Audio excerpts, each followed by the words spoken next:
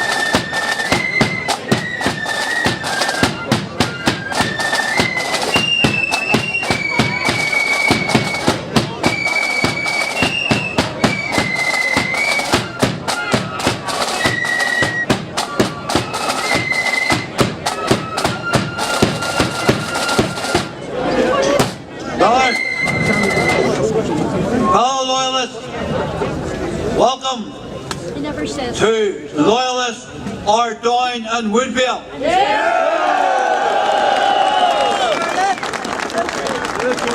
What about the sisters? Tonight we have with us the men from the lower bond, Coleraine.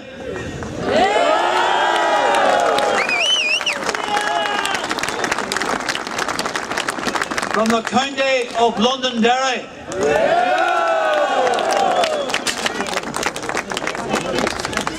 It's good to see the brethren here giving the support. May I say, we are told we are losing support. Well, I don't know. It seems good today to me. I'd like also to welcome the Deputy County Grand Master of Ireland, Brother Alistair Smith. Now, he's from Limma Valley. Sheep server! He comes from the Valley of the Roe. May I say, brethren, it has given my heart a real boost today to see the crowd here. We still have a long way to go, but we'll get there. I'm not taking the advice of Martin McGuinness, who for 30-odd years, his cohorts tried to bomb this city into submission. We are not submitting to anyone. We are loyalists. We believe that we have the right to fly our flag in our city. We have the right to go to church whatever way we choose, whatever way we want to dress, and come home from church as we decide, not by a praise commission. Help us, as I say, Brother Dudley, he has been the victim of hate crime. That with murder, painted on his wall, and when the police came, they investigated it. They're still investigating it. The only comfort he had was, they said they went and spoke to the Republicans in Coleraine, and they said they didn't do it. All right, Brian. Well, I call upon Billy Maloney to come forward and give us a speech. Thank you, County Grand Master. Brethren, sisters, bandsmen and women, ladies and gentlemen all. On behalf of the three Lagany lodges and bands, I would welcome you to this, our 143rd day of protest against the scandalous decision to prevent these brethren and their bands from returning home after the 12th of July celebrations this year.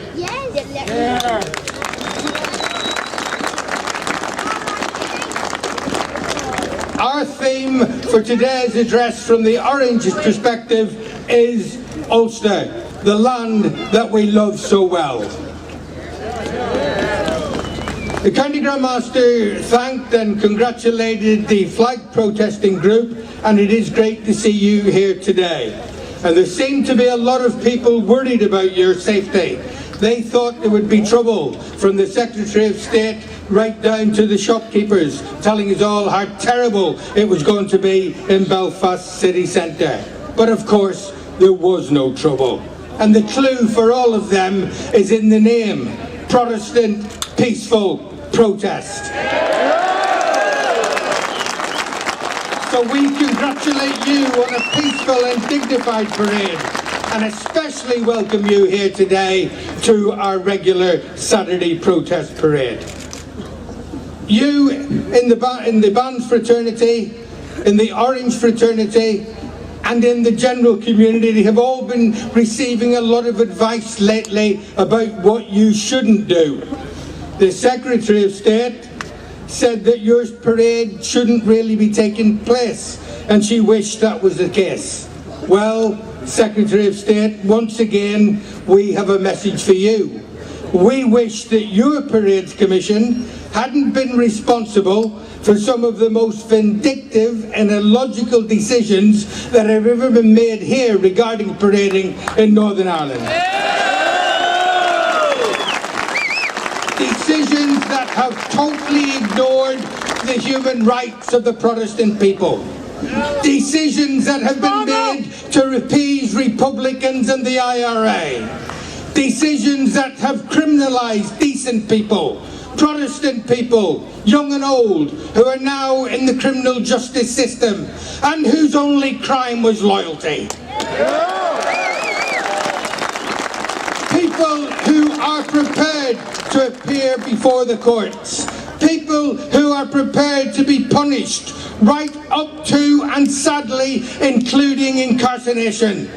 People so passionate about our country, they are prepared to do this, prepared to stand night after night at Twiddell, prepared to come here week after week to Woodville to passively and peaceably protest against these injustices being foisted upon us. Whilst preparing for this address today, I was listening to a CD that won't surprise you to know was titled The Ulster Division.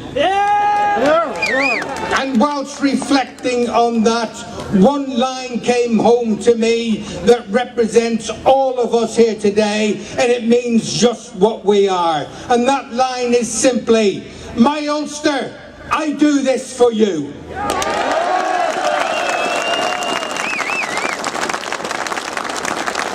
In September last year, when we had thousands of people on parade, and even more thousands enjoying the music and the colour of their history and covenant parade, which was recognised amongst the most successful, iconic and peaceful parades that we have ever had. And yet, out of that parade, two young men find themselves convicted for playing a tune while passing an empty building. It is a disgrace. Yes, Secretary of State, we wish these lads and others hadn't been convicted. We wish our parades weren't attacked by Republicans. We wish we could walk to church without intrusive, unnecessary, heavy-handed policing and blatantly sectarian protest groups. We, like you, Secretary of State, wish for many things. But we live in a real world, a world here in Northern Ireland where there is no tolerance, no respect, and naked, unadulterated hatred shown towards our culture and our traditions. And we will deal with this and peacefully protest against such sectarianism. In a sentence, Secretary of State, we will not be wished away. Here, here. We don't need to be lectured by the Secretary of State, the Irish News, Martin McGuinness, or indeed anybody else about what damage and the cost our protests cause. We saw this city, this province, this very road bombed many times by the Provost at the cost of billions of pounds to our United Kingdom economy, and not forgetting for 1 minute the absolute terror caused to all the innocents. We saw our people maimed and murdered by those, or at least the cohorts of those, who are now lavishing in Stormont, administrating British rule. We know this violence caused to this United Kingdom of Great Britain and Northern Ireland because of the evil that was, and still is, the provisional IRA.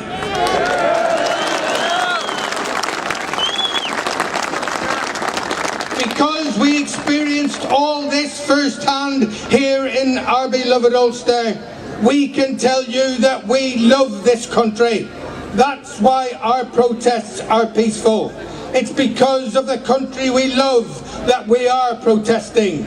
Republicans did not terrorise us into a united Ireland. Nationalists will not vote us into a united Ireland.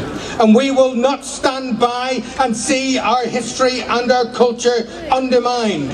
And importantly, the proud displays of our Britishness removed. And why will we do this? Put quite simply because we are not just Protestants, we are not just Unionists, we are not just Loyalists, but we are Ulster.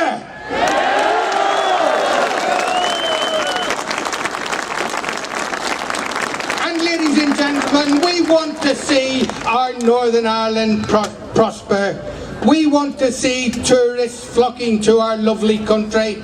We want our shops to do well. We, in fact, want to live together in this shared and equal society with all those who would claim and who indeed are our neighbours. It will not be the peaceful Protestant protests that prevent these things, but the ongoing war of attrition from Sinn Féin IRA. The car bomb has returned to the city centre. The bomb scare is again an almost daily occurrence. Incendiary bombs have been planted. Unionists and Loyalists are being advised that they are being targeted and de facto under death threat from dissident Republicans. Yet it is the peaceful protests that seem to generate most debate and cause most concern. To those who need to be told, terrorism has returned to our streets.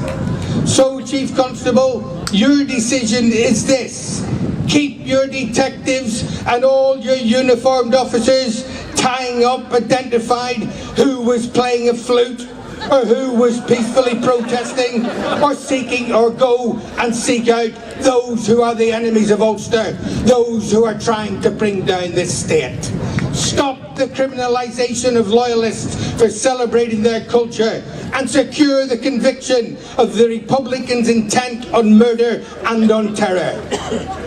We don't want to be here at Christmas, but we are prepared to be. We will be here to highlight the injustice and the discrimination we face until the wrong done to our lodges, our bands and our communities is righted. To this end, ladies and gentlemen, we will again be launching an initiative before Christmas to try and break this deadlock. We want to do more than wish our way up the road. We are working day and night to resolve this issue, and we will not be found wanting in the coming weeks in the terms of effort and commitment to see our lodges and our bands home. In conclusion, thank you again for your support. Stay strong in our passive, peaceful protests, wherever they may be. I can say with some conviction that I believe absolutely that we will see this issue resolved in the not too distant future. I have been asked by the flags protesters to remind you that the first anniversary is on Tuesday the 3rd of December. 1 year on, still undefeated, still Ulster. Our cause is right, everyone. United we stand, divided we fall, and our watchword will always be, no surrender.